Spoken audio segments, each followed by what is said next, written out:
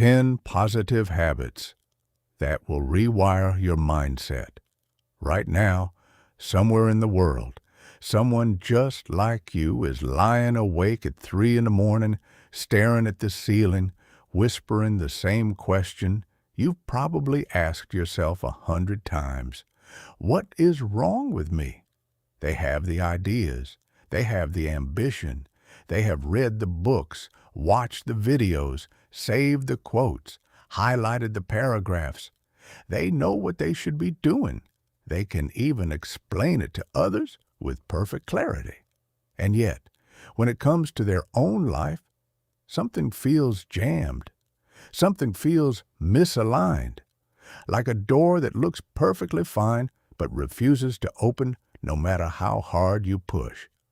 And here is the part that nobody tells you. Nothing is wrong with you, absolutely nothing. You are not broken. You are not deficient. You are not missing some magical ingredient that successful people were handed at birth. What you are is trained by years of invisible repetition, trained by patterns you never consciously chose, trained by habits that shaped your thinking long before you even realized thinking could be shaped. Let that land for a moment. Your mindset, the way you see yourself, the way you respond to failure, the way you handle pressure, the way you speak to yourself when nobody else is listening, none of that is fixed. None of it was installed permanently at the factory. It was built, layer by layer, day by day, habit by habit. And if it was built, that means it can be rebuilt. That is not motivational fluff. That is neuroscience. That is how your brain actually works. But here is where most people get trapped. And I say this with warmth, not judgment, because I have been trapped in the same exact place. Most people believe that mindset is something you either have or you do not. They look at someone who wakes up early, stays disciplined, handles rejection with grace, speaks with quiet confidence, and they think, well, that person is just different. They were born that way. They got lucky. They have something I do not have. And honestly, I understand why that belief is so tempting. It is comforting in a painful kind of way. Because if confidence is a gift, then you are off the hook. If discipline is genetic, then there is nothing you fail to do. If focus is a talent, then your distraction is not your fault. That belief wraps your struggle in a warm blanket and tells you to stop trying because the game was rigged from the start. But my friend, that belief is the first trap, and it is the deepest one, because it disguises surrender as wisdom. It makes giving up feel like self-awareness. And while you sit inside that belief, comfortable and protected, your life stays exactly where it is. Not because you cannot change, but because you have convinced yourself that change was never yours to make. The truth is simpler than that story. And yes, it is more uncomfortable. But it is also the most freeing thing you will ever hear. Your mindset is not a mystery. It is not a personality trait. It is not a roll of the dice. Your mindset is the direct result of what you do repeatedly, not what you think about doing, not what you plan to do next Monday, not what you promised yourself on New Year's Eve, what you actually do today, yesterday, the day before that, and every ordinary, unwitnessed, unremarkable day that came before. Your brain is not interested in your vision board. It does not care about your goals. It does not respond to your best intentions. Your brain is a pattern recognition machine, and it responds to one thing only: repetition. Whatever you repeat, it strengthens. Whatever you neglect, it prunes away. This is not philosophy. This is neural architecture.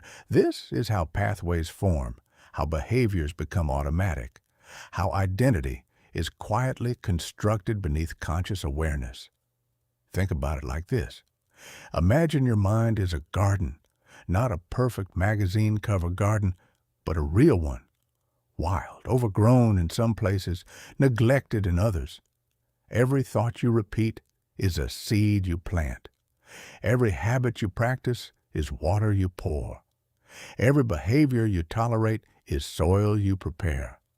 Now, nobody wakes up one morning and decides to grow weeds. Nobody chooses chaos intentionally. But if you never tend the garden, if you never decide what grows and what gets pulled out, the weeds take over anyway. Not because you wanted them, because you allowed them, because you were busy, distracted, tired, or simply unaware that the garden even needed tending. That is what has been happening inside your mind. Not through failure, not through weakness, through autopilot, through repetition you never questioned. Every time you reached for your phone, instead of sitting with your thoughts, you planted a seed. Every time you broke a promise to yourself and shrugged it off, you watered something you did not want to grow. Every time you chose the easy path not once, but dozens of times without noticing, you trained your brain to expect comfort and resist challenge. Your brain did exactly what it was designed to do. It adapted. It optimized. It built highways out of your most repeated behaviors and let the roads you rarely traveled crumble into dust. This is why you feel stuck. Not because you lack potential. You have more potential than you have ever used. Not because you are lazy. Laziness is almost never the real issue. You feel stuck because you have been unknowingly training the wrong patterns. And the results you see in your life, the procrastination, the scattered focus, the quiet disappointment that sits in your chest at the end of another wasted day, those are not character flaws. They are training outcomes. They are evidence of what has been practiced, nothing more, nothing less. And I want you to hear this with the gentleness it deserves, because so many of us carry guilt about where we are. We think we should be further ahead. We think we should have figured this out by now. We compare our behind-the-scenes footage with everyone else's highlight reel, and we feel small. But the beautiful thing about understanding that your mindset is trained is that guilt becomes unnecessary. You did not fail. You simply practiced the wrong things. And today, right now, you can begin practicing differently. Now, here is something important that I need you to understand before we go any further. This is not about positive thinking. I know that might sound surprising given the title, but please hear me clearly. Positive thinking on its own is one of the most overrated strategies in personal development. And I say that not to be cynical, but to protect you from a trap that catches millions of well-meaning people every single year. You can stand in front of a mirror every morning and tell yourself you are confident, successful, unstoppable. You can repeat affirmations until your jaw aches. You can visualize your dream life in vivid detail, complete with the house, the car, the freedom, the applause. And absolutely none of it will change your life if your habits stay the same. Not one bit. Because the brain does not believe what you say. It believes what you do. You can tell yourself you are disciplined while scrolling through your phone for 2 hours before bed. You can tell yourself you are focused while switching between tasks every 4 minutes. You can tell yourself you are confident while avoiding every conversation that might challenge you. And your brain will simply look at the evidence, smile quietly, and say, "No, you are not."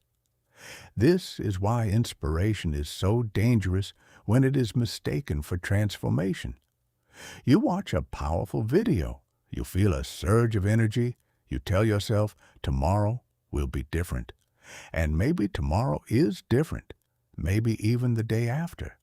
But by Thursday, the feeling has faded, the excitement has dissolved, and you are back to your old patterns, except now you feel even worse because you proved to yourself again that change does not last. But it was never the change that failed. It was the method. You were trying to change your mind with your mind, and that is like trying to see your own eyes without a mirror. The tool you need is not more thinking. It is not more motivation. It is not more information. The tool you need is behavior, repeated behavior, consistent, boring, unsexy daily behavior. Motivation follows action, not the other way around. Let me say that again because it might be the most important sentence in everything you will hear today. Motivation follows action. You do not wait until you feel motivated to start. You start, and motivation catches up. Confidence follows evidence. You do not feel confident and then act boldly. You act, even trembling, even uncertain, and confidence is built from the evidence that you survived, that you showed up, that you did the thing you were afraid to do. Discipline follows repetition. You do not become disciplined and then build routines. You build routines first, messy and imperfect, and discipline is forged through the repetition itself. Everything you have been told about the order of change is backwards, and that is not your fault. The world sells the fantasy that you need to feel ready before you begin, but readiness is not a starting point. It is a result. It shows up after you have already started, after you have already stumbled, after you have already failed once or twice and come back anyway. The brain does not hand you readiness as a gift. It grants readiness as a reward for action already taken.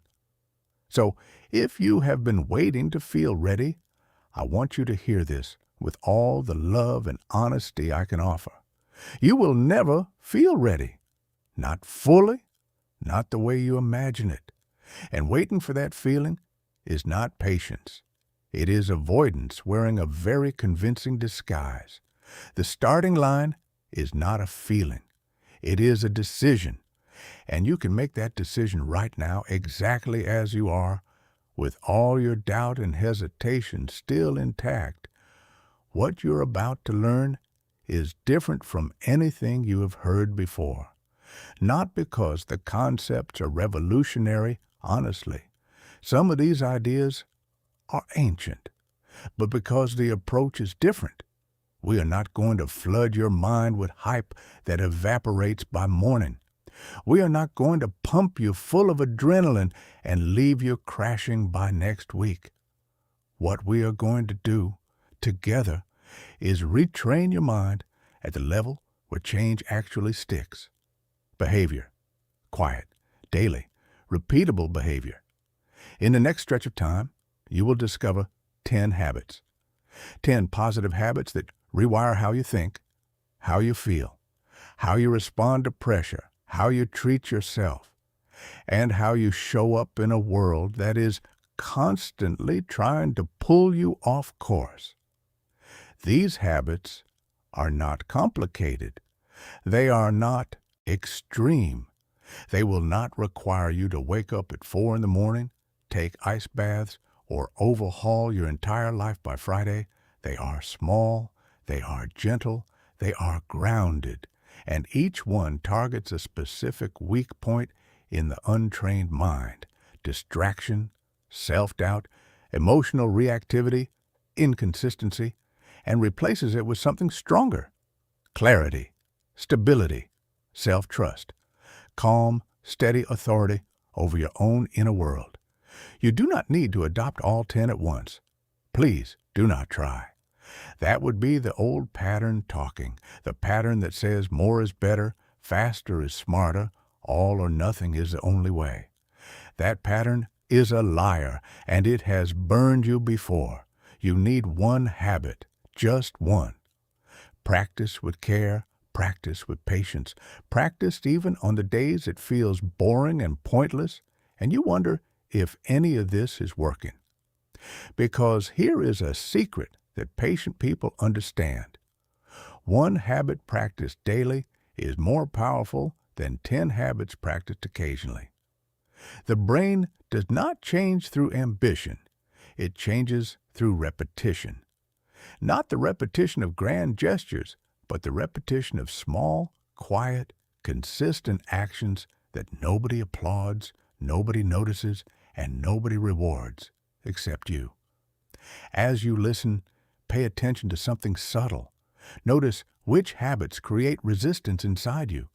Notice which ones make you think, that one is not for me, or I already know this, or that sounds too simple to work. That resistance is not a problem. It is information. It is your current mindset protecting itself. It is the old training pushing back against the new. And wherever you feel the most resistance is usually where the most important work is waiting. This is not about becoming someone new overnight. It is about becoming someone you can rely on, someone who follows through, someone whose inner world is not a storm of reactions and regrets, but a steady, grounded, intentional space. Someone who does not need to feel inspired to take the next step because they have trained themselves to walk even when inspiration is nowhere to be found. Your mindset will not change because you want it to. It never has. It will change because you live differently. Starting now. Starting with the very next choice you make. 10 habits. One direction. A mind rebuilt from the inside out. If you are tired of starting over, if you are tired of promising yourself this time will be different and watching that promise dissolve like sugar in rain, then consider this, your reset. Not a dramatic, all or nothing, burn the ships reset. A gentle one, a patient one, a reset that says, I am done waiting to feel ready. I am starting now with what I have, where I am. No pressure, no judgment, no perfection required, just training. One habit at a time, one day at a time, because the person you want to become is not built by intensity. They are built by repetition, and repetition done with awareness, with patience, with a gentle refusal to give up, always wins in the end, always. Stay with this, even when it feels slow, especially when it feels slow, because slow is not a sign that it is not working. Slow is how lasting change has always been built. Quietly, steadily, one ordinary day at a time, practiced by people who chose growth not because it was exciting, but because they decided they were worth the effort. And you are. You are worth the effort. So let us begin. Habit 1. Protect your first hour. Let me paint a picture for you. Imagine waking up tomorrow morning in a quiet room. The light is soft. The air is still. Your mind, for just a few seconds, is completely open. No worries, no deadlines, no tension, just you, breathing, existing in that gentle space between sleep and wakefulness. Your brain is like a calm lake at dawn, perfectly still, perfectly clear. Anything could be reflected on that surface. Anything could be written there. Now imagine someone walking up to that lake and dumping a bucket of mud into it. Notifications, headlines, someone's argument on social media, a work email that immediately tightens your chest, a news story designed to make you feel afraid, a photo that makes you feel behind in life. Before your feet have even touched the cold floor, the lake is clouded. The stillness is gone.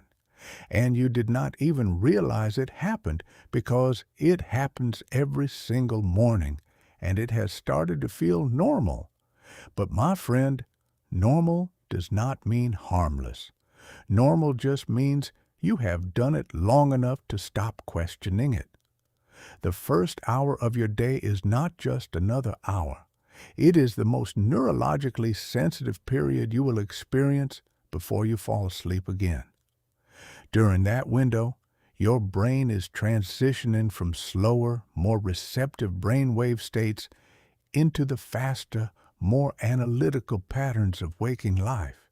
Your hormones are shifting. Your attention is unclaimed. Your neural pathways are flexible and impressionable in a way they will not be for the rest of the day. Whatever you introduce into your mind during this window does not just pass through. It sinks in. It sets the tone. It becomes the emotional backdrop against which everything else is experienced. This is why what you do first thing in the morning matters more than almost anything else you do all day. Not because of productivity culture, not because some guru told you to optimize your morning routine, but because your nervous system is literally waiting for a signal. And the question is simple. Who sends that signal? You or your phone? When you reach for your phone before your mind has fully awakened, you are handing the steering wheel to the outside world. You are saying, before I even decide how I feel today, before I check in with myself, before I take a single conscious breath, I want the world to tell me what to think about, what to worry about, what to react to. And the world is more than happy to oblige. It has an endless supply of urgency, comparison, and noise ready to fill every inch of your attention. And here is what happens next. Your brain, flooded with stimulation before it was ready, switches into what neuroscientists call a dopamine-seeking state. It starts craving more updates, more scrolling, more novelty, more of that little hit of neurochemical reward that comes with every new notification, every new piece of information, every new distraction. And suddenly, before the morning is even halfway done, your ability to focus on anything meaningful has been compromised. Not because you are undisciplined, not because something is wrong with your attention span, because you trained your brain to crave interruption before you even got out of bed. This is why so many people feel scattered, restless, and mentally foggy before lunch. They are not lazy. They are overstimulated, and the overstimulation started the moment they opened their eyes and reached for that glowing screen on the nightstand. Protecting your first hour is not about adding something to your morning. It is about removing something. It is about creating a gap, a buffer zone between sleep and the chaos of the world, a sacred space where you are the only voice, the only input, the only authority. And I want to be honest with you. This will feel uncomfortable at first. The first morning you try this, you might feel a pull toward your phone that is almost physical, a restlessness, a low hum of anxiety. Your hand might reach for it out of pure muscle memory, and when you stop yourself, your brain might whisper, just a quick check, just one look. It will only take a second. That voice is not logical. That voice is withdrawal. And the fact that it exists should tell you something important. It tells you that your nervous system has become dependent on immediate stimulation to feel okay. And any dependency that controls your first waking moment deserves to be gently, firmly questioned. Here's what I want you to try. For the first 30 to 60 minutes after you wake up, do not touch your phone, not to check the time, not to glance at messages, not to scroll for just a second. If possible, leave it in another room entirely. Remove the temptation so your willpower does not have to fight a battle before breakfast. Instead, do something beautifully simple. First, drink a glass of water. Not coffee, not yet. Water. Your body has been fasting for hours. It needs hydration more than it needs caffeine. This small act anchors you in your physical body and pulls your awareness into the present moment. Second, breathe. Take 10 slow, deliberate breaths. Inhale through your nose gently and deeply. Exhale through your mouth, longer than the inhale. No music, no background noise, just the sound of your own breath. This is not meditation. This is not a spiritual exercise. This is a biological reset. You are telling your nervous system, we are safe. There is no emergency. We can be still. Third, sit quietly for a few minutes, not to think productively, not to plan, not to solve, just to let your mind warm up at its own pace. Thoughts will come. That is fine. Let them drift through like clouds. Do not chase them. Do not organize them. Simply notice them and let them pass. You are not doing nothing. You are doing something rare and powerful. You are allowing yourself to exist without input, without distraction, without performance. This entire sequence takes less than 10 minutes. 10 minutes. And its effects ripple through the rest of your day in ways you will not fully appreciate until you have practiced it consistently for a week or two. Over time, something remarkable happens. Your brain begins to learn that silence is not dangerous, that stillness is not emptiness, that you do not need the world to hand you a reason to feel alert, alive, and engaged. You start to feel a quiet steadiness in the morning that was never available when you were drowning in notifications before sunrise. Your thoughts become clearer. Your emotional baseline drops lower, calmer. You feel less rushed even when the day is full. This habit also builds something subtle but profoundly important: self-trust. Every morning you keep this small promise to yourself. Every morning you resist the pull and choose presence over distraction. You are collecting evidence. Evidence that you can choose. Evidence that you have restraint. Evidence that you are someone who leads their own mind rather than being led by a device that fits in your palm. And that evidence compounds. Day after day, it stacks. And eventually, you do not just practice this habit. You become the kind of person who protects their inner world before opening it to the outer one. That is not a small shift. That is the beginning of self-sovereignty. You do not need to do this perfectly. If 30 minutes feels impossible right now, start with 10. If 10 feels like a mountain, start with 5. The duration is not the point.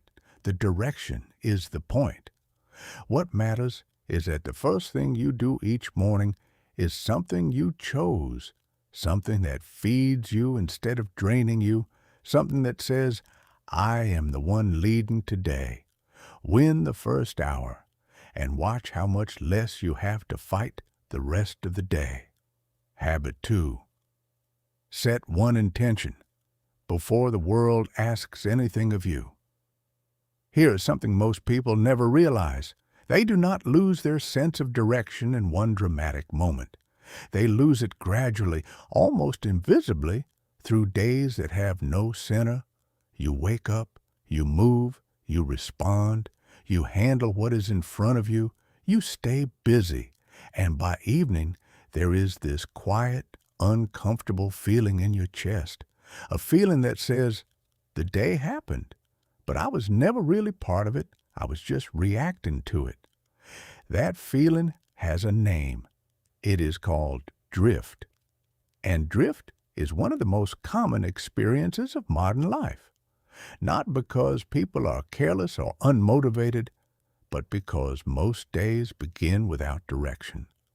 And when a day has no direction, your attention goes wherever the noise is loudest.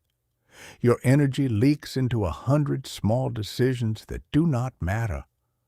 Your focus gets pulled apart by other people's priorities, other people's urgency, other people's expectations. And by the time the sun goes down, you have been busy all day but accomplished nothing that truly felt like yours. An intention changes that. One clear intention, set before the world starts asking things of you, changes the entire architecture of your day. Now, I want to be specific about what an intention is because most people confuse it with a goal or a to-do item, and that confusion strips it of its power. An intention is not a task. It is not something you check off a list. It is not, I will finish the report or I will go to the gym. Those are actions. They have their place. But an intention is deeper than that. An intention is a decision about how you will show up. Regardless of what happens, regardless of what goes wrong, regardless of whether the day is easy or brutal. An intention answers one of the most quietly powerful questions a human being can ask themselves. Who am I choosing to be today? Not what will I accomplish, not what will I produce. Who will I be? The practice takes less than 60 seconds. Each morning, ideally after you have protected your first hour, you pause, you take a breath, and you complete one simple sentence. Today, I choose to, and then you fill in the blank with one thing, only one. Today, I choose to stay patient. Today, I choose to protect my energy. Today, I choose to follow through. Today, I choose to speak kindly to myself. Today, I choose to stay present instead of rushing. Notice something about these intentions. None of them depend on outcomes. None of them require the cooperation of other people. None of them can be ruined by a bad meeting, an unexpected bill, or a rainy afternoon. They are entirely within your control because they describe behavior, not results. And that is exactly why they work. When you name a direction, something subtle shifts inside your brain. Your mind begins scanning for opportunities to align with that intention. It is almost like setting a filter on your perception. If your intention is to stay calm, you will notice the moments where calm is being tested. And in that noticing, you create a tiny space where choice becomes possible. Without the intention, you react automatically. With it, you respond with awareness. Say it out loud if you can, or write it down. This matters more than you might think. Language solidifies thought. When an intention lives only in your head, it stays abstract, easy to forget, easy to dismiss. When it crosses your lips or touches paper, it becomes real.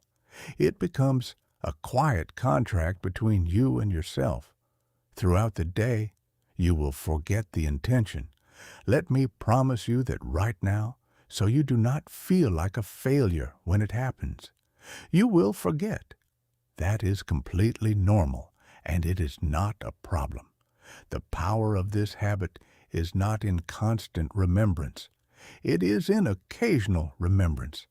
Each time the intention surfaces in your mind, even hours after you set it, and you adjust your behavior even slightly, you are strengthening a neural pathway associated with agency, with choice, with the deep, stabilizing belief that you are not just a passenger in your own life.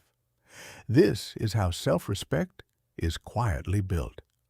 Not through dramatic declarations, but through small moments of alignment between what you said you would do and what you actually did. This habit also reduces a kind of exhaustion that most people do not even know they are carrying. Decision fatigue. When you have no intention, every moment of the day becomes a negotiation. Should I push through or take a break? Should I say something or stay quiet?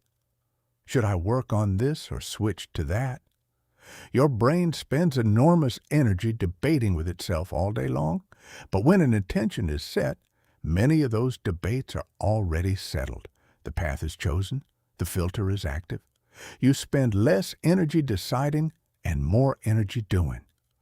Clarity creates calm, and calm creates capacity.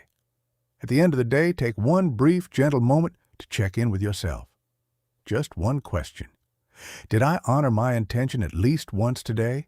Not perfectly, not flawlessly, just once. If the answer is yes, the day counts. Your brain registers that as evidence. Evidence that you can set a direction and follow it. Evidence that your words to yourself carry weight. That evidence over time is the raw material of confidence. If the answer is no, there is no punishment. There is no lecture. There is no guilt spiral. Tomorrow morning, you will set another intention. Tomorrow becomes the next training session. This is a practice, not a performance. And practices do not require perfection. They require return. Over time, this habit changes something deep inside your identity. You stop feeling like someone who drifts through days, hoping something good will happen. You begin to feel like someone who chooses, someone who participates in their own life instead of just watching it unfold, someone who wakes up not to react to the world, but to engage with it on their own terms. Direction replaces drift. Choice replaces chaos. And the day stops feeling like something that happened to you and starts feeling like something you shaped, gently, intentionally, one morning at a time. Habit 3. Step into one discomfort every day. I want to tell you something that might sting a little, but I promise it comes from a place of deep care. Somewhere along the way, without meaning to, you may have built your entire life around avoiding things that feel hard.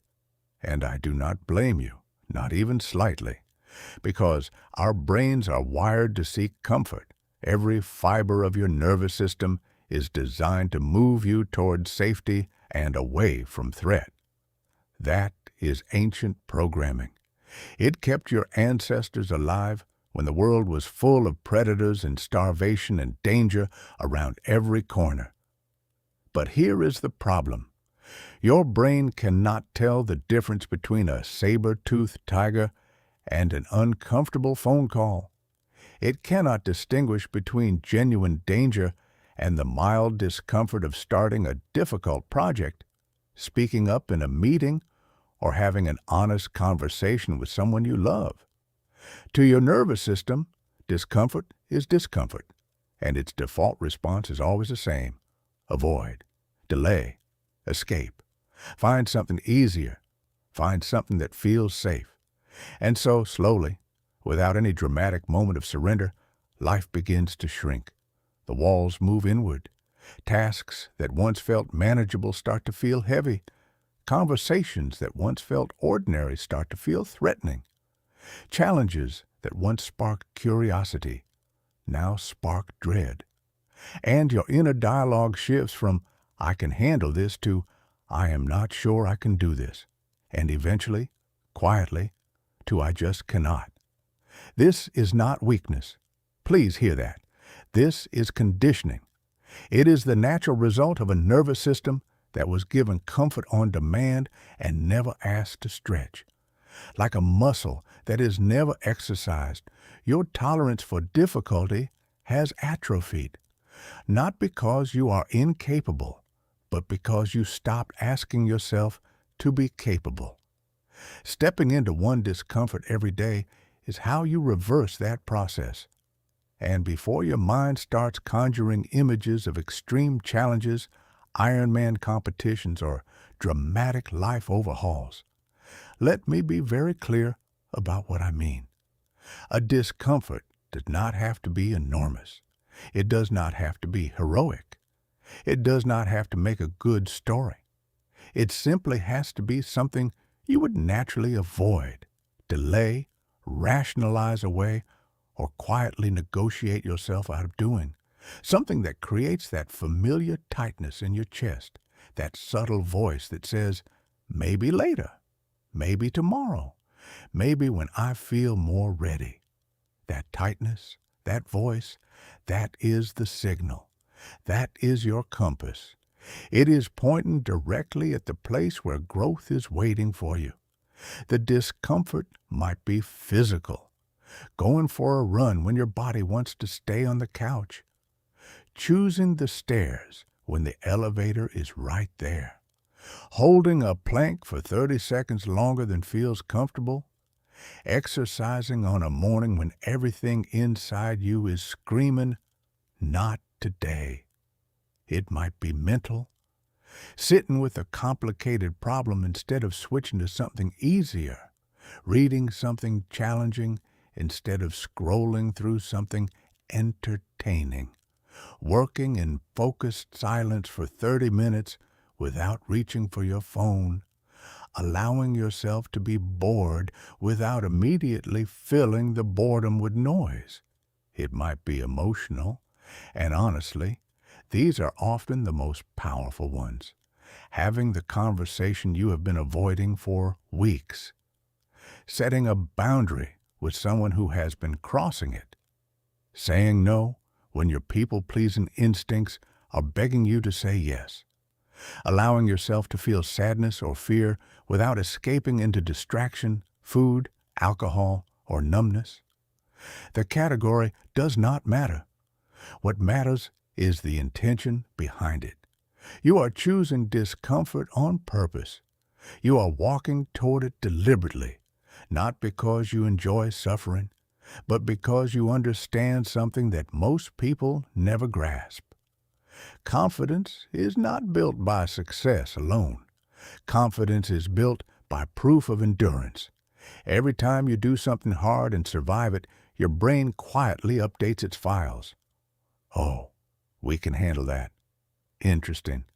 And the next time something hard shows up, the alarm bells ring a little softer. The resistance feels a little less convincing. The voice that says, I cannot, starts to lose its authority. This is how you recalibrate your nervous system. Not through one massive act of courage, but through a daily drip of chosen discomfort that slowly, gently expands what you believe you are capable of. Now here is a practical piece of advice that will make this habit significantly more effective. Choose your discomfort in advance. Do not wait for the moment to arrive and then try to summon the courage. Decide the night before or first thing in the morning. Write it down if you need to. Tomorrow, I will do this one hard thing. Because when you decide in advance, you remove negotiation, and negotiation is where habits go to die. The longer you argue with yourself about whether to do the hard thing, the louder the avoidance becomes. The excuses start sounding reasonable. The delay starts feeling logical. And before you know it, the moment has passed and you are left with that familiar taste of disappointment. But when the decision is already made, when it was settled hours ago, there is nothing left to debate. The moment arrives and you simply act. Not because you feel brave, not because the resistance is gone, but because the decision was made before the resistance had a chance to build its case. Your mind will protest. Count on it. It will offer beautifully reasonable excuses. I am too tired today. I will do it tomorrow when I feel stronger. This is not the right time. I need to prepare more. I should wait until conditions are better. Every single one of those excuses will sound perfectly logical, and every single one of them is your comfort zone defending its borders. Your job is not to silence that voice. Your job is to hear it clearly, acknowledge it respectfully, and then act anyway, not aggressively, not with gritted teeth and white knuckles, gently, calmly, the way a kind but firm parent guides a frightened child through something new. You do not yell at the fear. You do not shame it.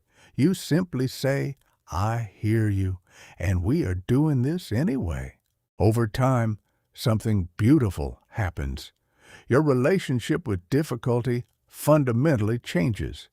Instead of seeing resistance as a stop sign, you begin to see it as a doorway. Instead of interpreting discomfort as danger, you recognize it as feedback. The feeling of a boundary being expanded, a limit being tested, a version of you being outgrown. And tasks that once made you freeze start to feel surprisingly manageable, not because they became easier, because you became more capable. At the end of the day, acknowledge the hard thing you did, not with celebration, not with fanfare, just with quiet recognition. A brief internal nod that says, "I showed up today. I did not let discomfort make the decision for me." This closes the loop. Discomfort, action, completion, quiet confidence. That loop, repeated daily, is one of the most powerful cycles of transformation available to any human being. Do one hard thing every day, not to punish yourself, not to prove anything to anyone, but to remind yourself gently and repeatedly of what you are made of. Because discomfort chosen willingly builds a kind of strength that a lifetime of comfort never will. Habit 4. Guard what enters your mind. Let me share something with you that most people never stop to consider.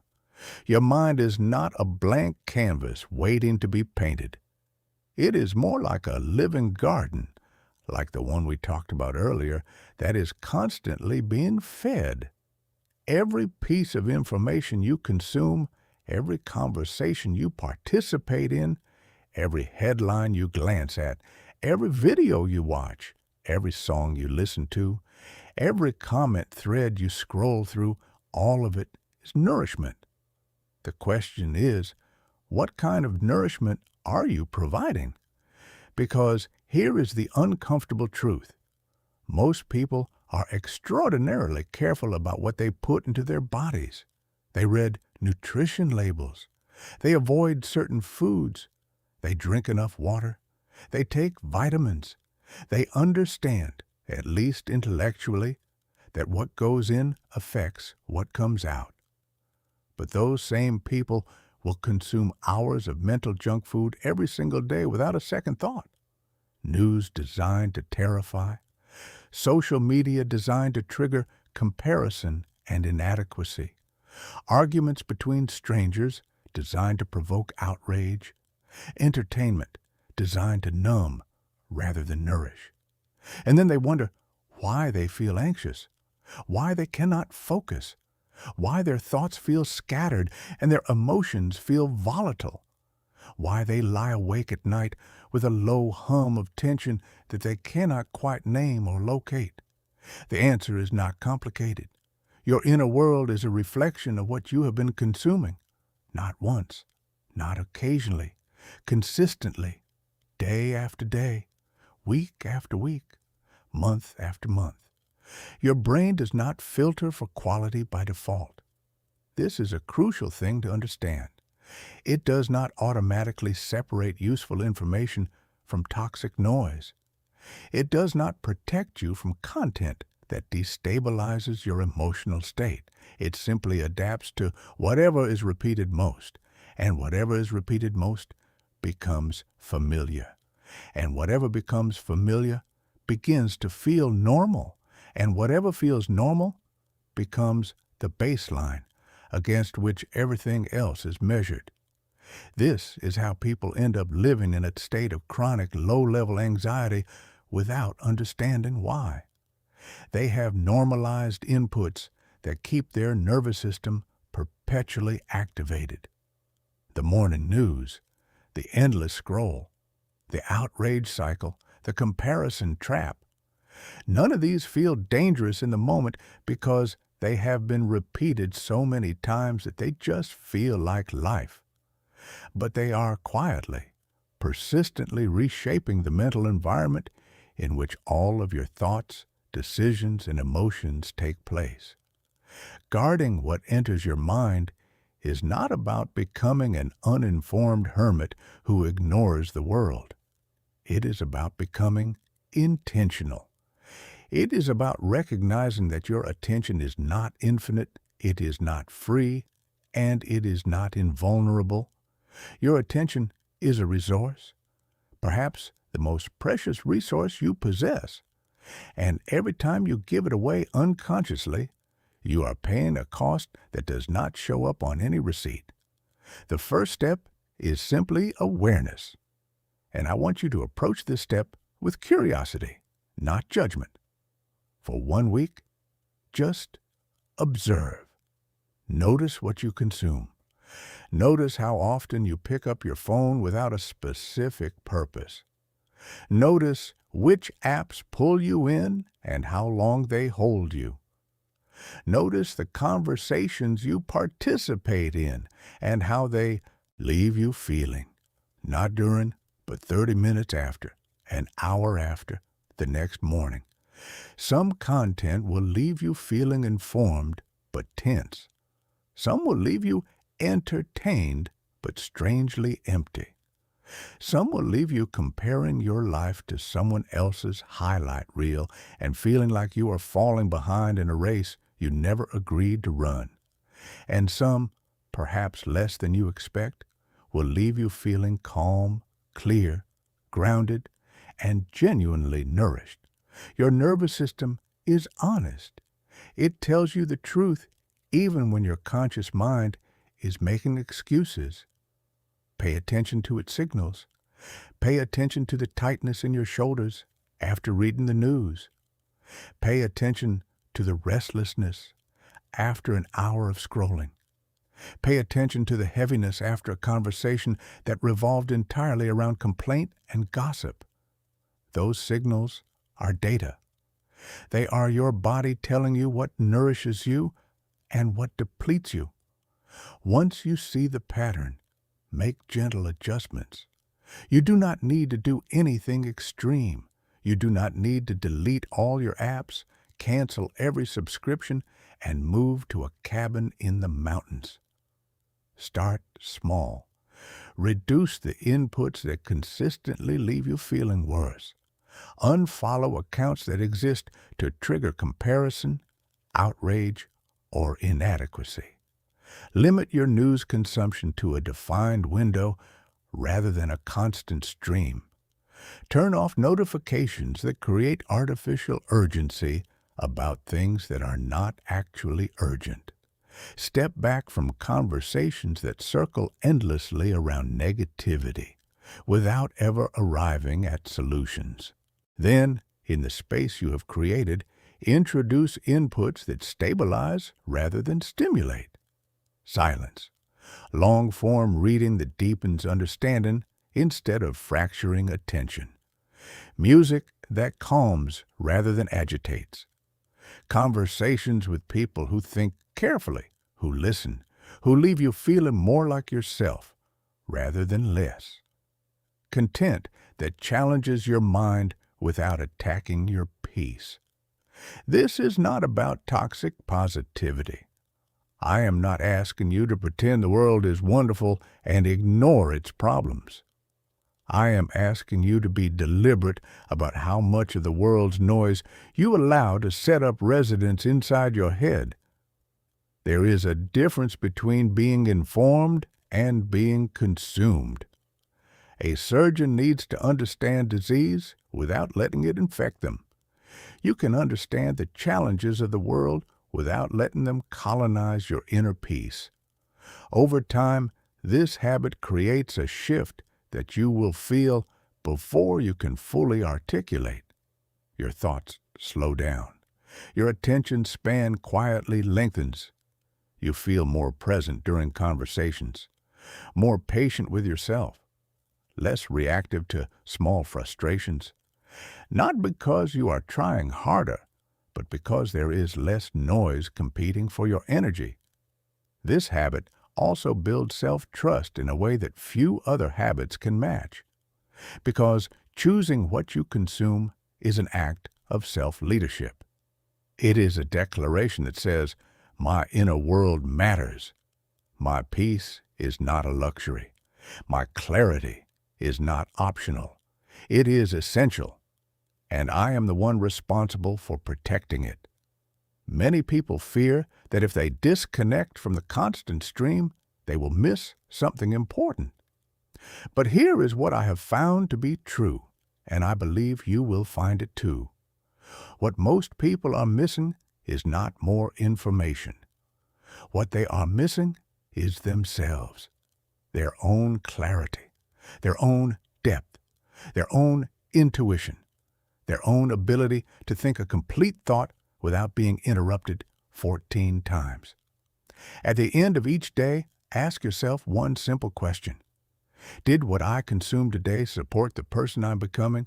If yes, wonderful. If no, adjust tomorrow. No guilt, no shame, no dramatic vows. Just a small correction. Because small corrections made consistently compound into transformation. Guard what enters your mind, not with fear, but with care. Not with rigidity, but with intention. Because in a world that is designed, quite literally engineered, to scatter your attention and monetize your distraction, choosing depth over noise is one of the most radical and rewarding things you can do for yourself. Habit 5. Speak to yourself like someone you actually respect. There is a voice inside your head that speaks to you more than any other voice on this planet, more than your parents, more than your closest friend, more than any teacher, partner, or mentor you have ever had. This voice is with you from the moment you open your eyes in the morning until the moment you fall asleep at night. It narrates your life. It interprets your experiences. It tells you what you are capable of and what you are not. It whispers in moments of pressure. It shouts in moments of failure. And most of the time, you do not even notice it is there because it has been speaking for so long that it just sounds like the truth. But here's something I want you to sit with for a moment. If you took every word that voice has said to you in the last week, every comment, every judgment, every reaction, and you wrote it all down on paper, would you be comfortable reading it out loud to someone you love? Would you say those things to your best friend, to your child, to someone who came to you fragile and hurt and in need of encouragement? For most people, the honest answer is no, and that answer should break your heart a little, because the person who deserves your kindness, your patience, your encouragement, your firm and loving guidance more than anyone else in the world is you. And somehow, you became the one person you forgot to be gentle with. The way you speak to yourself is not neutral. It is not background noise. It is training. Every word you direct inward shapes how your nervous system responds to the world. When your inner voice is harsh, critical, doubtful, apologetic, your brain interprets that as a threat signal. It tightens, it hesitates, it looks for the exit before it looks for the opportunity. When your inner voice is calm, clear, grounded, and firm, your brain interprets that as a safety signal. It opens, it engages, it steps forward instead of shrinking back. This is not about lying to yourself. I want to be very clear about that because there is a common misunderstanding that speaking to yourself with authority means pretending everything is fine when it is not. That is not what I am asking you to do. I am not asking you to stand in front of a mirror and recite affirmations you do not believe. I am not asking you to pretend you are confident when you are terrified. I am not asking you to suppress your doubts or deny your struggles or paste a smile over your pain. What I am asking you to do is lead yourself, the way a compassionate, steady, clear-eyed leader would lead someone they truly cared about. A good leader does not ignore problems. A good leader does not pretend challenges do not exist. But a good leader also does not crumble at the first sign of difficulty. They do not attack the people they are responsible for. They do not say, "You are hopeless, you always fail, why do you even bother?" They say, "This is hard, I see that, and we are going to figure it out, one step at a time." That is the voice I want you to cultivate. Not cheerful, not performatively positive, just steady, just clear, just kind enough to keep you moving and honest enough to keep you grounded. Pay attention to the language patterns you use with yourself, especially under pressure. Most self-talk is accidental. It arises automatically in moments of stress, failure, or comparison, and because it is automatic, it goes unexamined. Phrases like, "I will try," "maybe I can," "I am just not good at this," "I always mess this up," they feel small and harmless in isolation, but repeated day after day, week after week, they train hesitation into your nervous system. They teach your brain to expect failure. They create a lens through which every challenge looks bigger than it actually is, and every ability looks smaller. Now notice the difference when you shift the language. "I will try" becomes "I will." "I hope I can handle this" becomes "I will handle this." "I always mess this up" becomes "I am learning how to do this well." The facts of the situation have not changed. The difficulty has not disappeared, but the internal leadership has shifted, and that shift changes everything downstream. Your body relaxes slightly, your breathing deepens, your mind stops arguing with itself and starts looking for solutions, not because the words are magic, but because the tone of internal leadership sets the terms for how your entire system responds. This habit is especially important in moments of failure. When something goes wrong, most people's inner voice immediately becomes a prosecutor. It builds a case. It gathers evidence from the past. It connects this failure to every other failure and presents a narrative that sounds something like, "See, this always happens. You never follow through. You're not cut out for this." That narrative feels like truth because it is spoken by the most familiar voice in your world, your own. But familiarity is not the same as accuracy. That prosecutor is not telling you the truth. It is telling you a story shaped by old wounds, old fears, old patterns that were trained into you before you were old enough to question them. And you do not have to accept that story. You can acknowledge the failure without making it a referendum on your identity. You can say, "That did not go well. I see what happened. Here is what I will do differently next time." That response is not soft. It is strong because it keeps you in motion. It keeps you learning. The prosecutor's version does the opposite. It freezes you. It makes you afraid to try again. It disguises cruelty as accountability. Practice this throughout the day, not as a formal exercise, but as a way of being. When you notice your inner voice weakening, softening into doubt, or sharpening into criticism, gently redirect it. You do not need elaborate affirmations. You need firm, clear, short instructions, the kind a calm guide would give in a storm. Breathe, focus, stay with this, one step at a time. I can handle this. This is hard, and I am still here. Once you begin, stay with the task. Do not multitask. Do not split your attention. Do not escape into distraction when boredom or frustration appears. And they will appear. Boredom and frustration are not signs that you are doing the wrong thing. They are the natural terrain of completion. Almost everything worth finishing passes through a zone that feels tedious, pointless, or uncomfortable. The people who finish are not the ones who avoid that zone. They are the ones who keep walking through it. When the task is done, stop.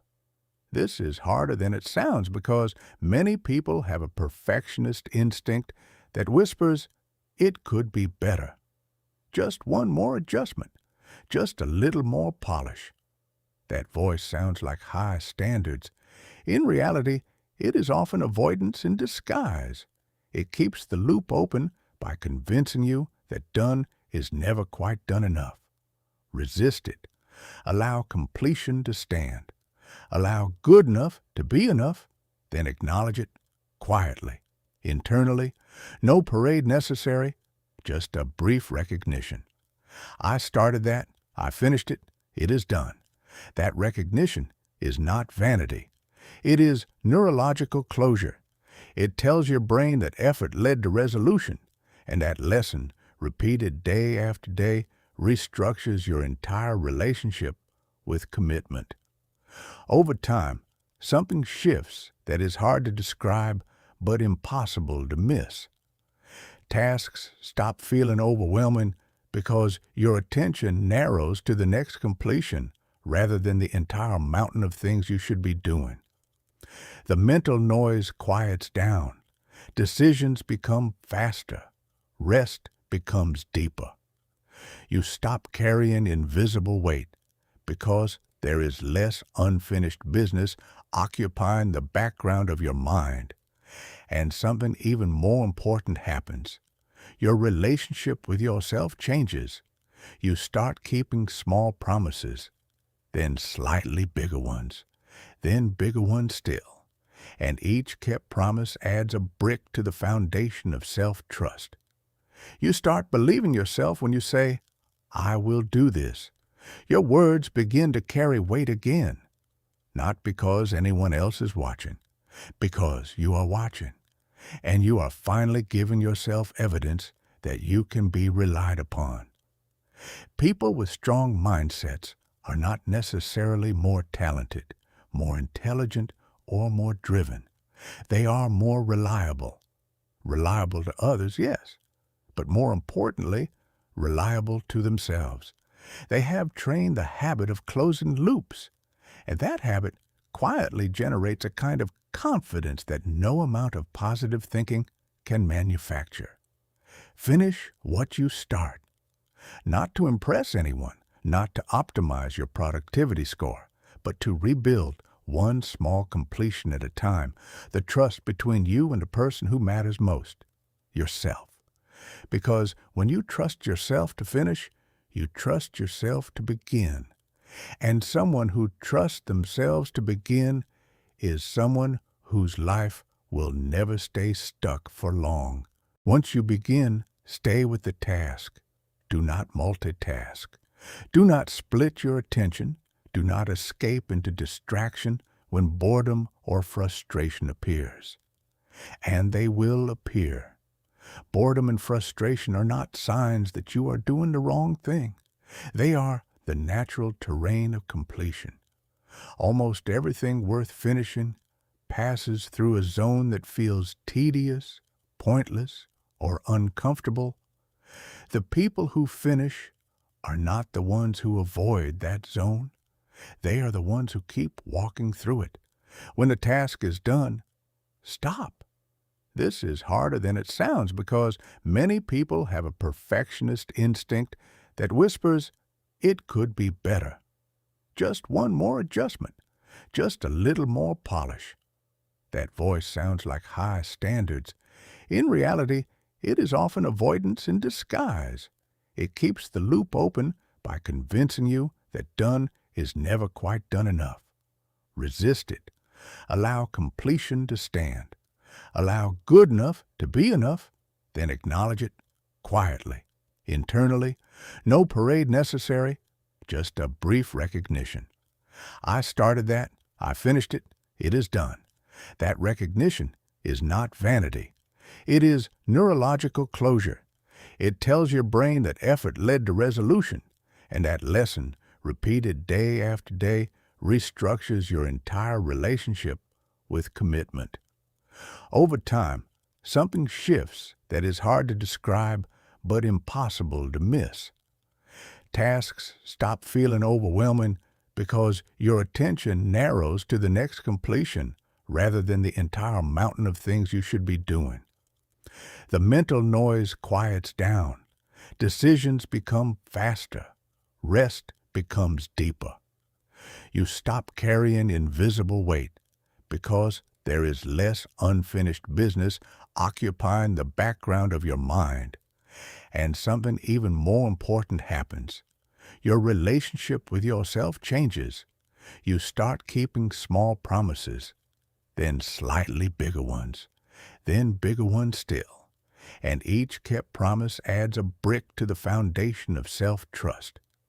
You start believing yourself when you say, "I will do this."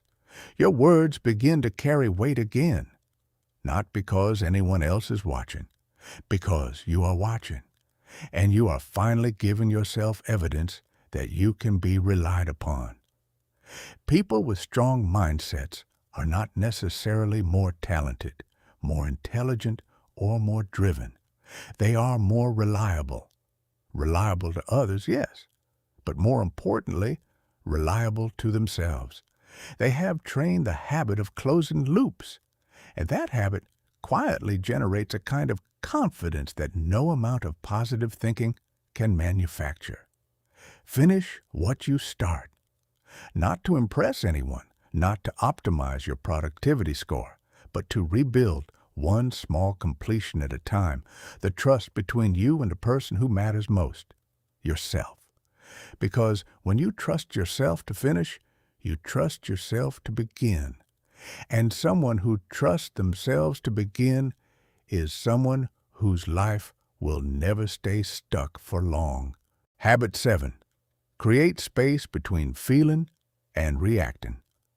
Think about the last time you said something you regretted. Not last year, not in some distant, half-forgotten argument. Recently. Maybe this week. Maybe yesterday. Maybe even today. Think about how it happened. Not in slow motion, the way you replay it now with the luxury of hindsight, but in real time. How fast it was, how automatic, how the emotion arrived and the words followed so quickly that there was no gap between them, no pause, no breath, no moment where you stopped and asked yourself, "Is this actually the response I want to give?" It felt like one single movement. Feel, react, feel, react. Like a reflex, like touching a hot stove. And in many ways, that is exactly what it was. A reflex, not a choice, not a decision. A pattern so deeply trained into your nervous system that it fires before your conscious mind even has a chance to show up and participate. And then the reaction is out there in the world. The words have been spoken. The text has been sent. The door has been slammed. The silence has been weaponized. And somewhere inside you, usually within minutes, sometimes within seconds, a quieter voice appears. The voice that says, "I did not mean it like that. I wish I had handled that differently. Why do I always do this?" That voice is not weakness. That voice is wisdom arriving too late. And the reason it arrives too late is not because you lack self-control. It is because there is no space, no gap, no buffer zone between the moment an emotion ignites and the moment it becomes action. The feeling and the reaction have been fused together through years of repetition until they feel like one inseparable thing. But they are not one thing, they never were. Feeling and reacting are two completely separate events, and between them there is a space, a tiny, almost invisible space that most people have never been taught to find. Learning to find that space, learning to live in it, even for a few seconds, is one of the most transformative skills a human being can develop. And it begins with the simplest habit imaginable. Pause, not suppression. I want to be very clear about that distinction because it matters enormously. Suppression is pushing an emotion down, pretending it does not exist, smiling when you are furious, saying I am fine when your chest is tight and your hands are shaking. Suppression does not eliminate emotion. It stores it. It compresses it into the body like steam in a sealed pot. And eventually, inevitably, it explodes. Usually at the worst possible moment. Usually at the person who least deserves it. Usually in a way that is 10 times bigger than the original situation warranted. A pause is entirely different. A pause does not deny the emotion. It does not fight it. It does not judge it. A pause simply creates a moment of choice between feeling the emotion and acting on it. The emotion is still there. The anger is still real. The frustration is still valid. The hurt is still present. But now there is a gap, a breath, a heartbeat of deliberate stillness where you get to decide what happens next instead of letting the emotion decide for you. The practice is almost absurdly simple. 3 steps. Each one takes only a few seconds. First, stop. When you feel the emotional surge rising, whatever it is, anger, defensiveness, anxiety, the urge to argue, the urge to withdraw, do nothing. For 3 seconds, simply be still. No words, no gestures, no reaction of any kind, just stillness. This interrupts the automatic chain. It breaks the reflex loop. It is a tiny act of rebellion against the pattern that has been running your responses for years. Second, breathe. 1 slow breath. In through the nose, deep enough to feel your ribs expand. Out through the mouth, longer than the inhale, slow enough to feel your shoulders drop. This is not a relaxation technique. This is neuroscience. That extended exhale activates your parasympathetic nervous system, the branch responsible for calm, for safety, for rational thought. It physically shifts your body from react mode to respond mode. Physiology changes faster than psychology. Let your body lead your mind back to steadiness. Third, choose. Ask yourself one question, not what do I feel like doing? Because in that moment, you already know the answer to that. The emotion has already made its case. Instead, ask, what response aligns with who I am becoming? What would the version of me that I am training toward do right now? That question changes the entire frame. It pulls you out of the urgency of the moment and reconnects you with something larger, your intention, your values, the person you are building through all of these habits. This entire sequence takes less than 10 seconds. 10 seconds. And yet those 10 seconds can save a relationship, prevent a decision you would regret, or simply preserve your own peace on a day that was trying to steal it. At first, you will forget to pause. I want you to expect that so you do not punish yourself when it happens. You will react automatically because that is what decades of conditioning have trained you to do. The old pathway is deep and well-traveled. The new one barely exists yet. But every single time you remember to pause, even if it is after the reaction has already happened, even if you catch yourself mid-sentence and stop, You are weakening the old pattern and strengthening the new one. Every pause counts, even the late ones. Over time, you will notice something remarkable. The space between feeling and reacting begins to widen on its own. What started as a conscious, effortful pause starts to become a natural part of how you process emotion. The explosive reactions become less frequent. The words you regret become rarer. The decisions you make under pressure become clearer. Not because you stopped feeling, you feel everything, but because you stopped letting feelings make your decisions for you. This habit also changes how other people experience you. When you are someone who pauses, who does not react impulsively, who responds with steadiness even in heated moments, people feel safer around you. They trust you more. They respect your composure, not because you are cold, but because your calm is clearly a choice. And chosen calm is one of the most powerful forms of authority a person can carry. It is not loud. It is not aggressive.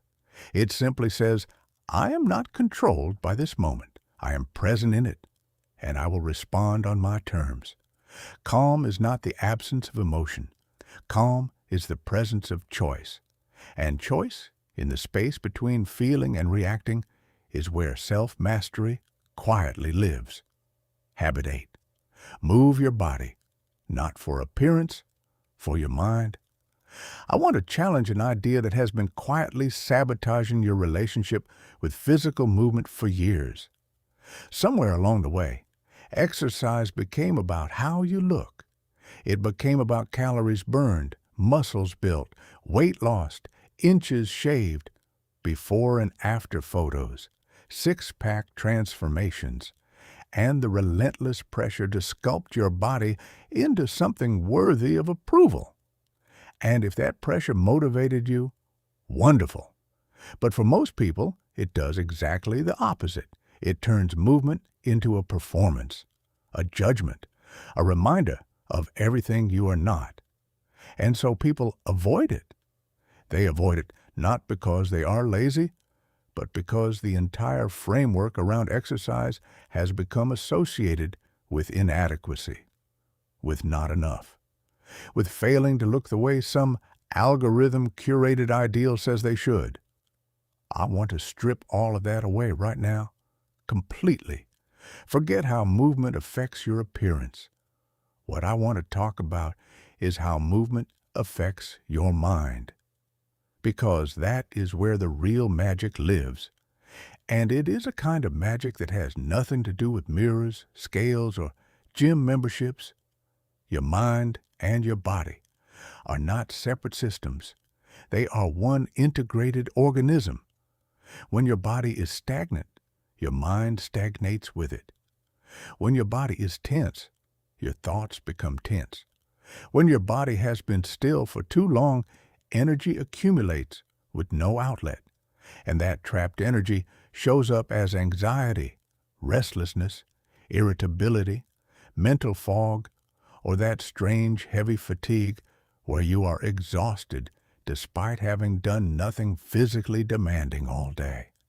This is not a metaphor. This is biology. Your nervous system is designed to process stress through movement. When an animal in the wild encounters a threat, it runs, it fights, it shakes, it moves. That movement discharges the stress hormones flooding its system. Once the movement is complete, the nervous system resets. The animal goes back to grazing, calm as if nothing happened. Your body is designed to do exactly the same thing, but modern life has removed the movement. The stress still comes, constant and relentless, but the discharge never happens. You sit through it, you absorb it, you carry it, and it accumulates in your muscles, your posture, your breathing, your sleep, your thoughts. Moving your body every day is how you complete the stress cycle. It is how you tell your nervous system the threat has passed. We are safe. We can reset now. Without that signal, your system stays activated, on alert, scanning for danger. And a nervous system stuck in alert mode is a nervous system that cannot think clearly, cannot focus deeply, cannot rest properly, and cannot regulate emotions effectively. The beautiful thing is that the movement does not need to be extreme. It does not need to be intense. It does not need to involve suffering, soreness, or the kind of brutal workout that makes you question your life choices. What it needs to be is consistent and intentional. Walk. Just walk. 20 minutes of walking without your phone, without a podcast, without any input other than your own breath and the world around you can do more for your mental clarity than 2 hours of anxious thinking ever will. Feel the ground beneath your feet. Notice the rhythm of your stride. Let your eyes soften and take in the peripheral world instead of staring at a fixed point. This is not exercise in the way the fitness industry defines it. This is a neurological reset. This is your body teaching your mind how to find rhythm again. Stretch. Stand up from wherever you have been sitting and reach your arms overhead. Twist gently. Bend forward. Open your chest. Feel the tightness and breathe into it. Tightness in the body is stored emotion. When you stretch, you are not just loosening muscles. You are releasing tension that your mind has been holding without your conscious knowledge. Do simple strength work if it calls to you. Push-ups, squats, movements that ask your body to bear weight and effort, not to build a physique, but to remind your nervous system that you are capable of exertion. That effort is safe, that your body can push and recover and push again. This lesson translates directly into mental endurance. When your body knows it can handle difficulty, your mind begins to believe it too. Move without distraction. This part is important and often overlooked. When you exercise while scrolling your phone, watching videos, or half attending to something else, you lose the most valuable part of the practice, the reconnection with your physical self. Movement done with attention pulls you out of the endless loop of thought and drops you back into your body, into the present moment, into the only place where life actually happens.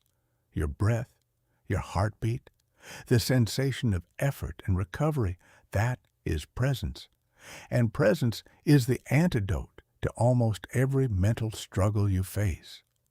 This habit is most powerful on the days you least feel like doing it.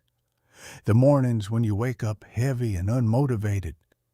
The evenings when you are drained and want nothing more than to collapse on the couch. Those are the days when movement matters most.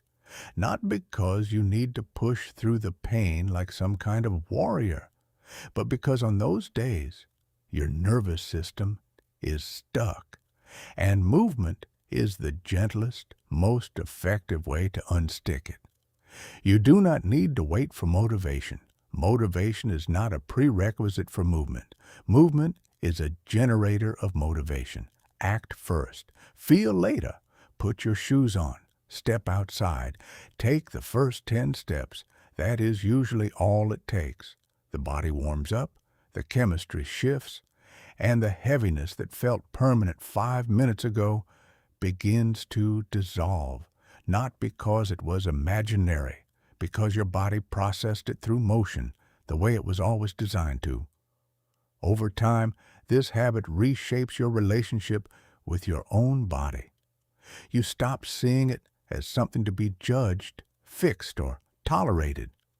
You begin to see it as a partner, an ally, a tool for emotional regulation that is always available, always free, always within your control.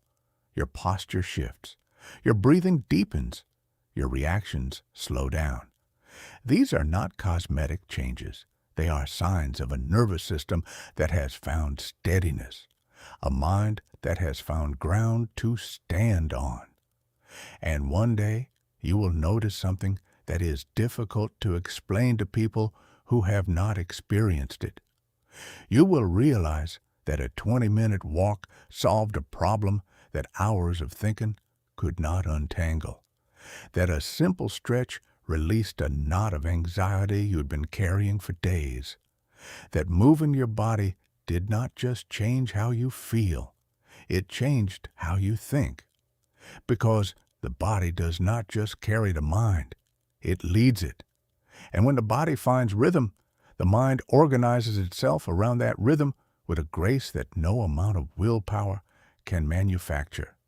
Move daily, not for appearance, not for performance, not for anyone's approval. Move for your mind. Move because your nervous system needs it. Move because clarity, calm, and confidence are not things you think your way into. They are things you move your way into, one step, one stretch, one breath at a time. Habit 9.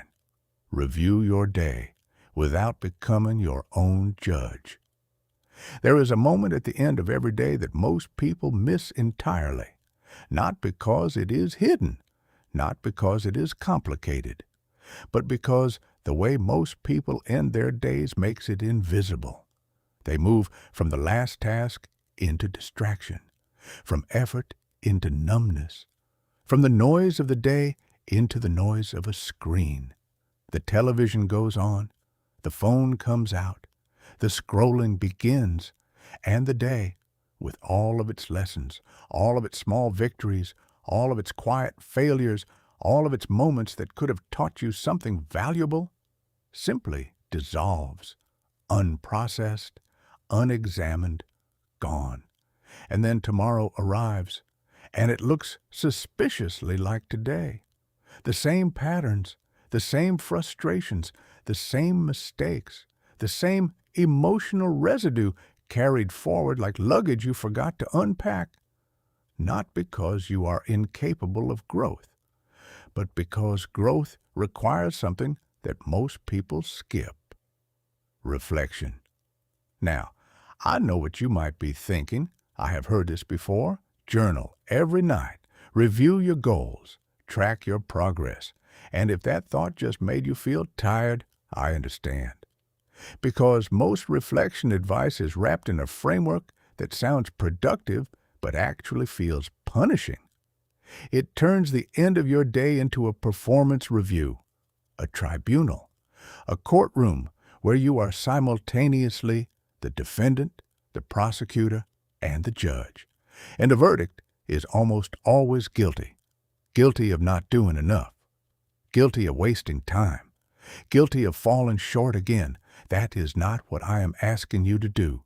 In fact, that is exactly what I am asking you to stop doing.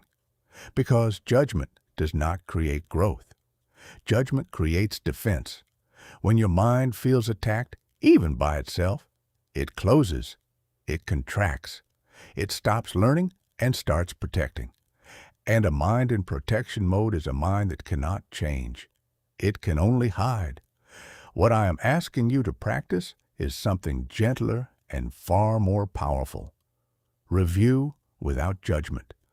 Observation without verdict. Looking at your day the way a curious scientist looks at an experiment. Not asking, was I good enough, but asking what happened here and what can I learn from it. The practice takes less than 5 minutes. Ideally, you do it in the evening, after the day's demands have quieted, but before sleep. Find a still moment. It does not need to be formal. You do not need a journal, though writing can help. You do not need silence, though it is welcome. You simply need a few minutes of honest, gentle attention directed at the day you just lived. Ask yourself 3 questions, only 3, not a list of 20, not a deep philosophical inquiry. 3 simple questions that create a framework for learning without triggering the inner critic. The first question, what worked today? This question is deceptively important. The human mind has a natural negativity bias. It scans for problems, threats, failures, shortcomings. This is not a flaw. It is survival programming. But it means that without conscious effort, you will always notice what went wrong before you notice what went right. Asking what worked rebalances that lens. Even on a terrible day, something worked. Maybe you kept your intention from the morning. Maybe you paused before reacting during a tense moment. Maybe you showed up for your workout when every part of you wanted to skip it. Maybe you simply got through a hard day without falling apart. That counts. That matters. And noticing it trains your brain to see capability alongside difficulty. It builds what I call realistic confidence, not the fragile, inflated kind that collapses at the first sign of trouble, the steady, grounded kind that says, things were hard and I still found a way. The second question, what did not work? And here is where the discipline of non-judgment becomes essential. This question is not an invitation to attack yourself. It is an invitation to observe, to notice, to gather information the way you would gather data, neutrally, objectively, without emotional charge. What was ineffective today? What drained energy that could have been preserved? What decision in hindsight was not aligned with your intention? What pattern showed up again that you have seen before? Notice I did not ask, what did I do wrong? That framing implies fault, blame, moral failure. What did not work is a different question entirely. It is mechanical. It is curious. It treats your day like a system that can be adjusted, not a test that can be failed. When you remove the emotional weight from your mistakes, something remarkable happens. You stop fearing them. You stop avoiding the honest look. And you start learning from your experiences at a pace that would be impossible if every review ended in self-condemnation. The third question, what is one thing I will focus on tomorrow? Not 10 things, not a complete overhaul. One adjustment, one intention, one small shift in direction. This question serves 2 purposes. First, it gives your mind a forward-facing focus, which prevents rumination. Without a forward direction, the mind tends to loop backwards, replaying the day's mistakes on repeat, analyzing and reanalyzing until sleep becomes impossible. The third question gently breaks that loop. It says, that day is complete. Here's where I go next. Second, it connects today's review to tomorrow's action. It creates continuity. Days stop feeling isolated and random. They begin to feel like chapters in a story you are writing on purpose. These 3 questions, practiced consistently, create a compounding effect that is difficult to overstate. Your emotional regulation improves because you are processing experiences instead of storing them. Your sleep deepens because your nervous system receives closure instead of carrying unresolved tension into the night. Your self-awareness sharpens because you are actually paying attention to patterns instead of stumbling through them blindly. And your relationship with yourself transforms because you are no longer treating yourself like a defendant awaiting sentencing. You are treating yourself like a student who is genuinely, humbly, patiently learning. One more thing that is crucial, when the review is done, stop. Let the day go. This step is not optional. Rumination after review defeats the purpose entirely. Once you have looked at the day, learned from it, and set your direction for tomorrow, The day is complete. There is nothing left to solve. There is nothing left to fix. Let it rest. Let yourself rest. Tomorrow is a new training session, and it will be there whether you spend the night worrying about it or not. Over time, this habit reshapes your identity in a quiet but foundational way. You stop seeing yourself as someone stuck in patterns you cannot escape.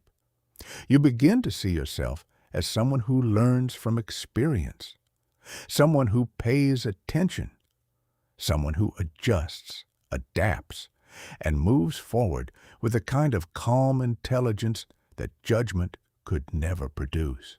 Review your day, but do it with the warmth of a friend, not the severity of a critic, because the person sitting with those 3 questions at the end of the night is someone who is trying, someone who showed up for another day, and that person deserves compassion, not condemnation. Habit 10. Keep going when it stops feeling exciting. Here's the part nobody warns you about, the part that separates the people who actually change their lives from the people who just think about it, plan for it, get excited about it, and then quietly return to exactly where they started. The beginning is easy. I know that sounds strange because starting feels like the hard part, but the truth is, starting is fueled by emotion. There is energy in the new. There is excitement in the fresh commitment, the clean page, the promise that this time will be different. Your brain loves novelty. It rewards you with dopamine for trying something new, for breaking out of routine, for imagining a different future. Those first few days of a new habit feel alive. You feel different. You feel motivated. You feel like something has finally shifted. And then, somewhere around day 8 or day 14 or day 21, something changes. The novelty fades. The excitement dissolves. The habit that once felt fresh and full of promise now feels repetitive, ordinary, predictable, boring. And in that moment, a very dangerous thought appears. Maybe this is not working anymore. That thought feels logical. It feels honest. It feels like self-awareness. But it is none of those things. It is the most common lie that your comfort zone tells when it senses that real change has taken root. Because here is the truth that patient, consistent people understand and that most of the world never discovers. Boredom is not the sign that a habit has stopped working. Boredom is the sign that a habit is starting to work. It means the behavior is moving from conscious effort into automatic pattern. It means your nervous system is beginning to absorb what you have been teaching it. It means the neural pathway is strengthening, deepening, becoming more efficient. The excitement fading is not the end of progress. It is the beginning of installation.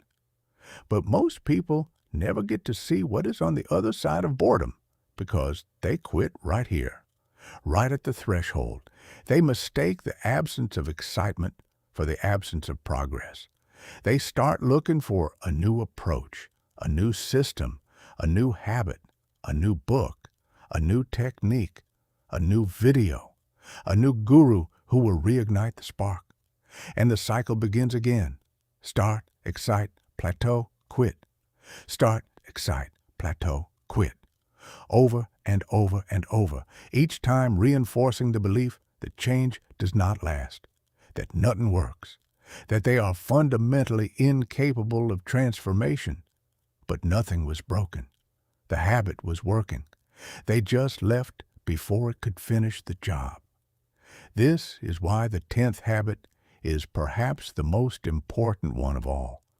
Not because it is complicated, it is devastatingly simple, but because it requires the one thing that modern culture has made almost impossible to practice: patience. Choose one habit. One, not a system of 10. Not an optimized morning routine with 14 steps and 3 backup plans. One single behavior that supports the person you're becoming, and commit to repeating it every single day for at least 30 days. No modifications, no upgrades, no switching to something newer and shinier when the current practice starts to feel dull.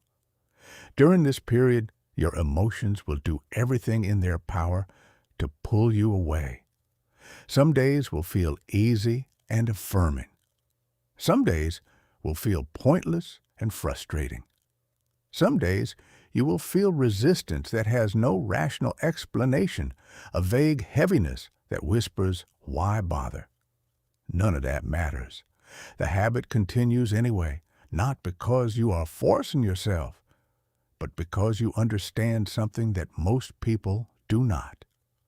Action and emotion are separate things.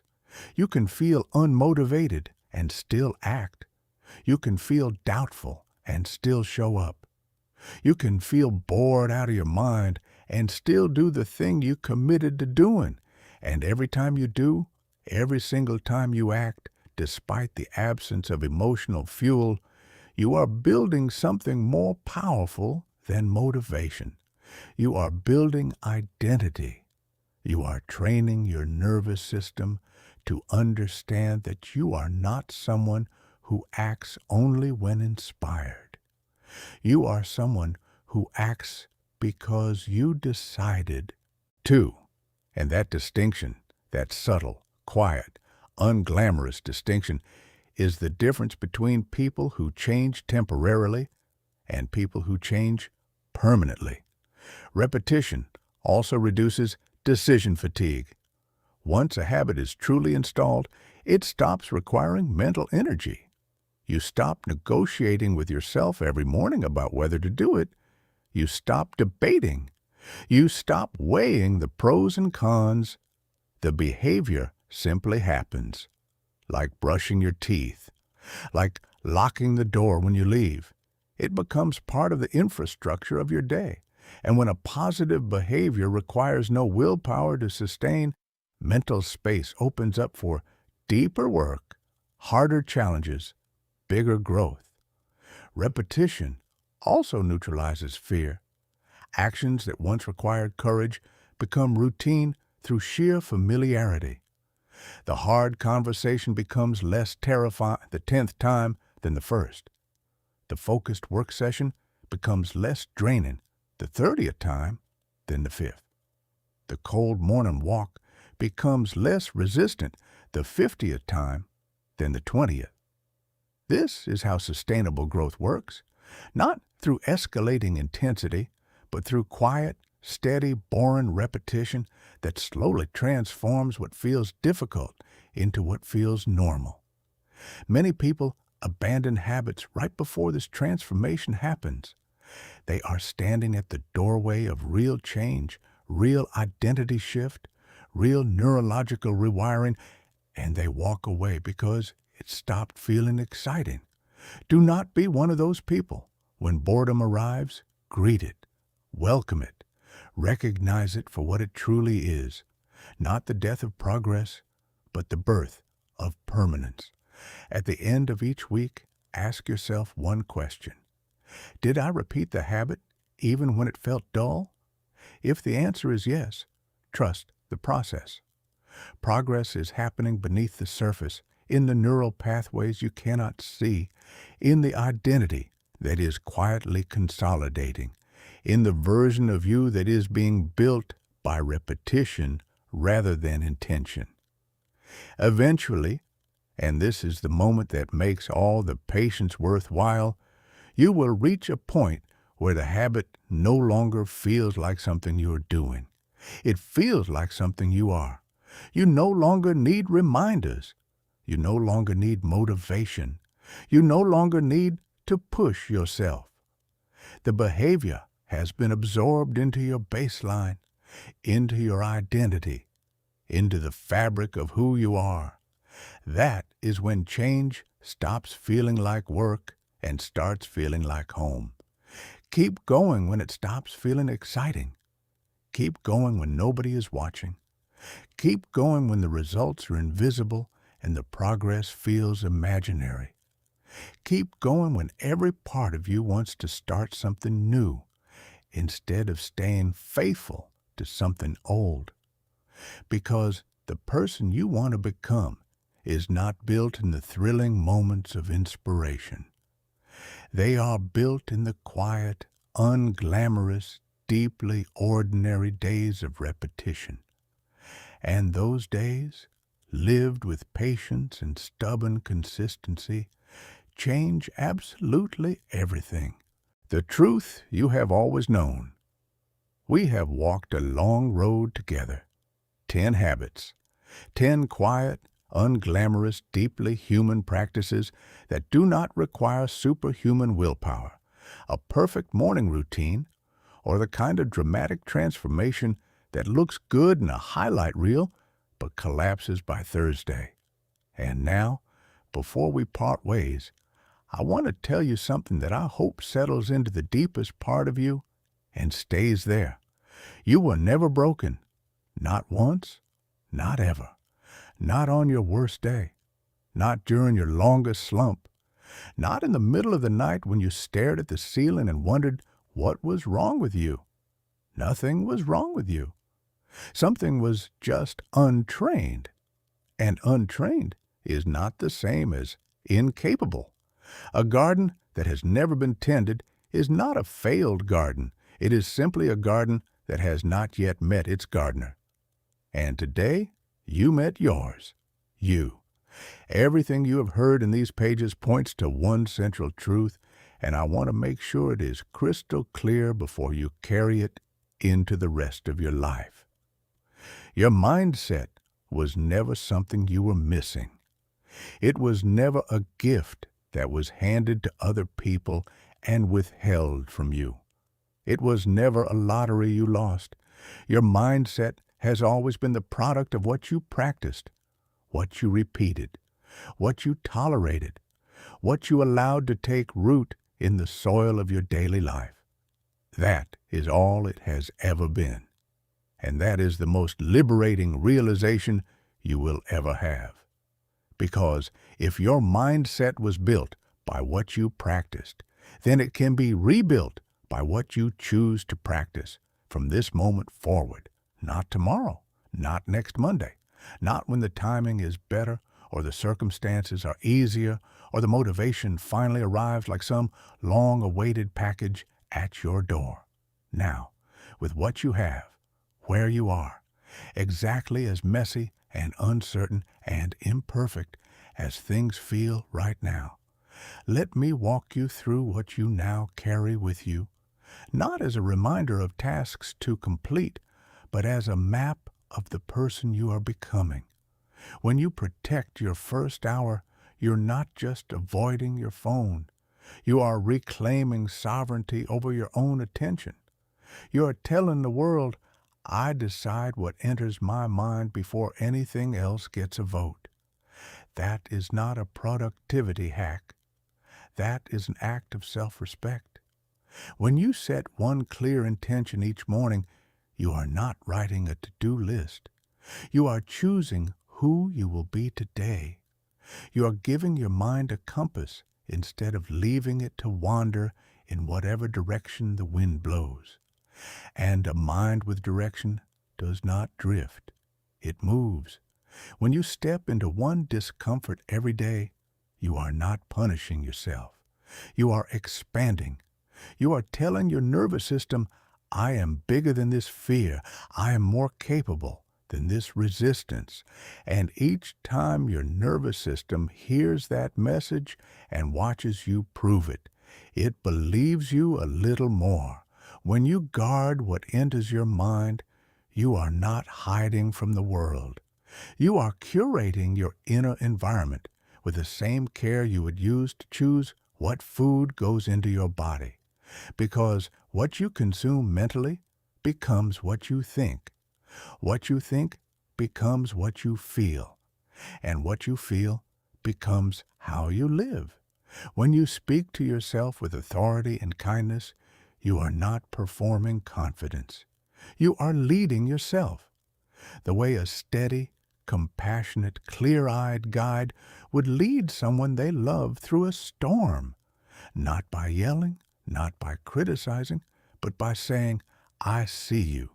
This is hard, and we are going to keep moving." When you finish what you start, you are not chasing productivity. You are rebuilding the most important relationship in your life, the one between you and your own word. Every completed task is a brick in the foundation of self-trust, and self-trust is the bedrock upon which every other form of confidence is built. When you create space between feeling and reacting, you are not becoming emotionless.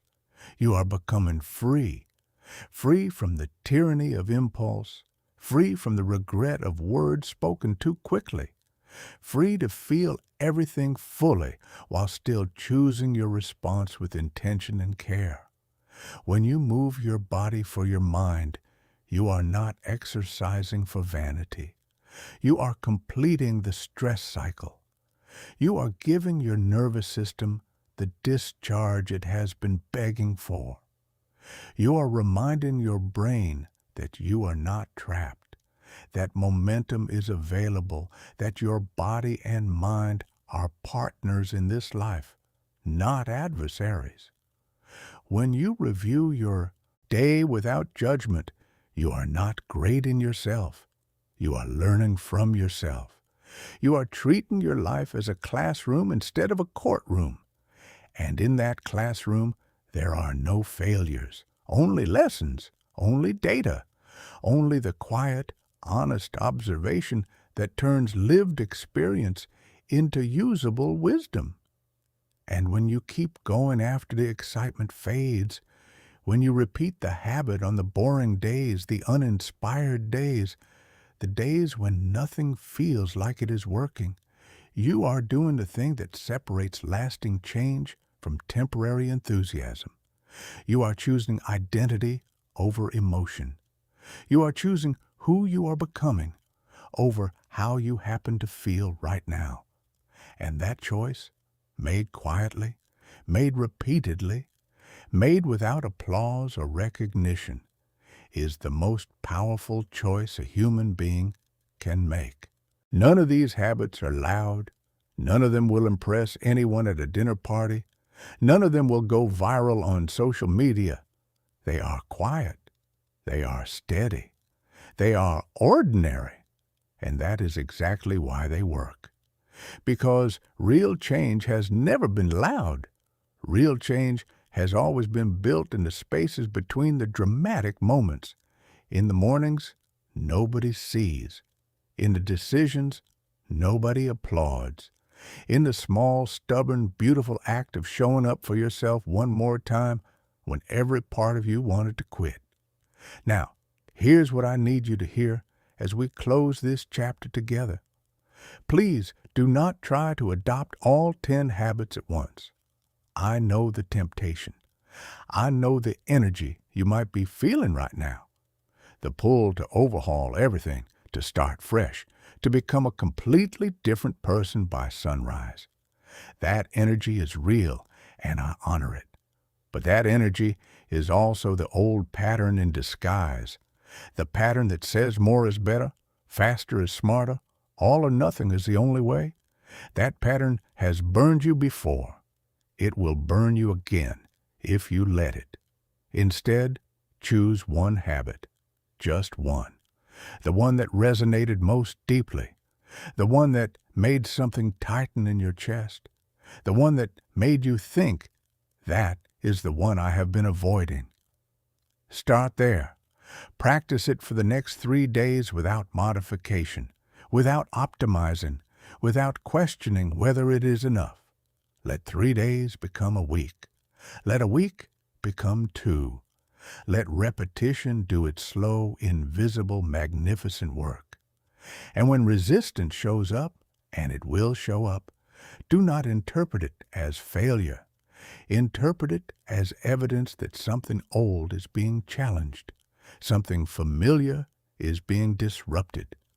Some part of your identity that has kept you small and safe is recognizing that you are no longer willing to stay small and safe. That resistance is not your enemy. It is the friction of transformation. And friction, endured with patience, always gives way to motion. There will be days you fall back into old patterns, days you reach for the phone first thing, days you skip the intention, days you avoid the discomfort, days you react before you pause, days you leave things unfinished, days you speak to yourself with the harshness of a critic instead of the steadiness of a guide. Those days will come. They are not setbacks. They are part of the process. Habits are not fragile glass structures that shatter at the first stumble. They are resilient. They are reinforced by return. Each time you fall and come back, you do not start over. You start stronger. Because coming back is itself a repetition. And repetition, as you now understand, is how the brain decides what matters. Do not wait to feel ready. Readiness is a mirage that moves further away the closer you walk toward it. Do not wait for certainty. Certainty does not precede action. It follows it. Do not wait for motivation. Motivation is not the spark that lights the fire. It is the warmth that rises after you have already started burning. Begin where you are, with what you have, with one habit, one day, one small, imperfect, beautiful act of choosing to live differently than you did yesterday. Your mindset is not a switch you flip. It is a garden you tend. And every single day you show up with your hands in the soil, pulling weeds, planting seeds, watering what you want to grow, the garden gets a little more beautiful, a little more intentional, a little more yours. You do not rise to the level of your goals. You settle at the level of your habits. And from this moment forward, your habits are no longer accidents. They are choices. Conscious, deliberate, loving choices made by someone who has decided quietly and firmly that they are worth the effort. And you are. You are worth every single moment of patience, every single repetition, every single boring Tuesday where nothing feels like it is changing. Because it is changing. Beneath the surface, in the wiring, in the pathways, in the slow, invisible reconstruction of who you are. The strongest mindsets on this planet were not built in moments of inspiration. They were built in days of quiet repetition, in mornings that felt ordinary, in evenings that felt unremarkable, in the sacred, unglamorous, deeply human practice of showing up for yourself again and again and again. That is what you are building now. Not a perfect life, not an unshakable confidence that never wavers. Something better, something real, a mind that knows how to find its way back to center, a self that trusts its own word, a life that feels less like something happening to you and more like something you are creating gently, intentionally, one habit at a time. Stay patient. Stay consistent. Stay kind to yourself along the way, because the person you are becoming is already taking shape. With every choice you make from this moment forward, they come a little more into focus, a little more into being, a little more into the world. And one day, not as far from now as you might think, you will look back at this moment and realize that this was not just the day you heard about 10 habits. This was the day you decided to stop waiting and start building. And that decision, quiet as it was, changed everything.